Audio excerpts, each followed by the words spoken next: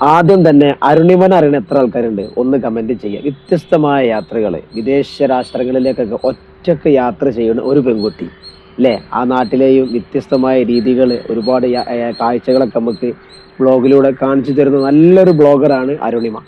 പക്ഷെ ചില ബ്ലോഗുകളിൽ നമ്മളെപ്പോലും പേടിപ്പെടുത്തുന്ന ചില അനുഭവങ്ങളൊക്കെ വിവരിക്കാറുണ്ട് അരുണിമ. കഴിഞ്ഞ ദിവസം ഒരു ആഫ്രിക്കൻ വെള്ളച്ചാട്ടത്തിന്റെ മുന്നിൽ അല്ലേ, ഒരു ആഫ്രിക്കൻ വെള്ളച്ചാട്ടത്തിന്റെ അരികിൽ നിന്ന് അരുണിമ ഒരു മസാജ് ചെയ്യുന്നതായിട്ടുള്ള ഒരു വീഡിയോ ഞാനും നിങ്ങളൊക്കെ കണ്ട് സോഷ്യൽ മീഡിയയിലുണ്ട്.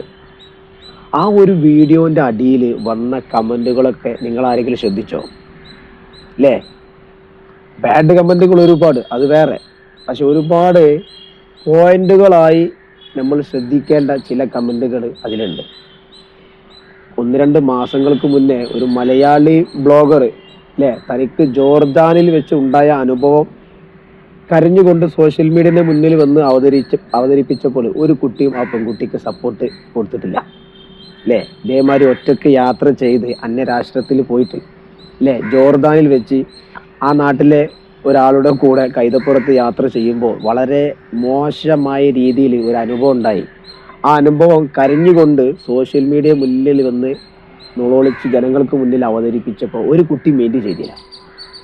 അപ്പം ഇത്തരത്തിൽ ഒരു മുന്നറിയിപ്പുമായി ചില കമൻറ്റുകൾ അരുണിമയുടെ വീഡിയോക്കടിയിൽ ആളുകൾ വന്ന് കമൻറ്റ് ചെയ്യുന്നുണ്ട്. ജനങ്ങൾക്ക് പറയാനുള്ളത്, ഇതുപോലെ ഒറ്റക്കൊക്കെ യാത്ര ചെയ്ത് വിദേശ രാഷ്ട്രങ്ങളിലേക്കൊക്കെ ഒറ്റക്കാണ് യാത്ര ചെയ്യുന്നത്. ഇത്തരം സന്ദർഭങ്ങളിൽ വല്ല മോശമായ പ്രവൃത്തികളോ വല്ലതും നേരിട്ട് അതിനുശേഷം സോഷ്യൽ മീഡിയന്റെ മുന്നിൽ വന്ന് കരഞ്ഞുകൊണ്ട് മുഖം കാണിച്ചാൽ ആരും സപ്പോർട്ട് ചെയ്യില്ല എന്ന രീതിയിൽ ഒരുപാട് കമന്റുകൾ. ഇതിൽ നിന്ന് ശ്രദ്ധിക്കേണ്ട കാര്യമുണ്ട്. ഒറ്റക്ക് യാത്ര ചെയ്യുമ്പോൾ പല റിസ്കുകളുണ്ടാവും. അതിനുശേഷം ഇത്തരത്തിൽ മോശമായ വല്ല പ്രവർത്തനങ്ങളും നേരിട്ടാൽ പിന്നീട് കരഞ്ഞുകൊണ്ട് സോഷ്യൽ മീഡിയക്ക് മുന്നിൽ വന്നാൽ ഒരു കുട്ടിയും സപ്പോർട്ട് ചെയ്യില്ല എന്നതാണ് പച്ചയായ സത്യം അല്ലേ. അതിനല്ലേ ജോർദാനിൽ ഒരു മലയാളി ബ്ലോഗർക്ക് പോയി മോശമായ അനുഭവം നേരിട്ടപ്പോൾ ആരാ സപ്പോർട്ട് ചെയ്തത്? എന്തിന്? അന്യരാജ്യത്തേക്ക് ഒറ്റയ്ക്ക്, അതും നമുക്ക് പോലും അറിയാത്ത ആ നാട്ടിലെ ആളുകളുടെ കൂടെ, അതും മരുഭൂമിയിലൂടെ ഒരു പുരുഷന്റെ കൂടെ യാത്ര ചെയ്യാം. അന്നേരം മോശമായ രീതിയിൽ അനുഭവം ഉണ്ടായി. അവൻ കുഴിച്ചു മൂടിയാൽ പോലും ഒരാൾ അറിയാൻ പോകില്ല, അലറി വിളിച്ചാൽ പോലും ഒരാൾ കേൾക്കാനും പോകില്ല. ഇത്തരത്തിലുള്ള മോശമായ അനുഭവങ്ങളൊക്കെ നേരിടല്ലേ. അപ്പൊ എന്തിന് മുൻകൂട്ടി ഇത്തരത്തിലുള്ള ടാസ്ക് വീഡിയോകൾ എടുക്കുന്നത്? അത് അവരുടെ ഇഷ്ടമാണ്. പിന്നീട് എന്തെങ്കിലും സംഭവിച്ചാൽ സോഷ്യൽ മീഡിയക്ക് മുന്നിൽ വന്ന് അവതരിപ്പിച്ചിട്ട് കരഞ്ഞിട്ട് ആരും സപ്പോർട്ട് ചെയ്യില്ല എന്നതാണ് എല്ലാവരും ഉദ്ദേശിച്ച് കമന്റ് കൊടുക്കുന്നത്.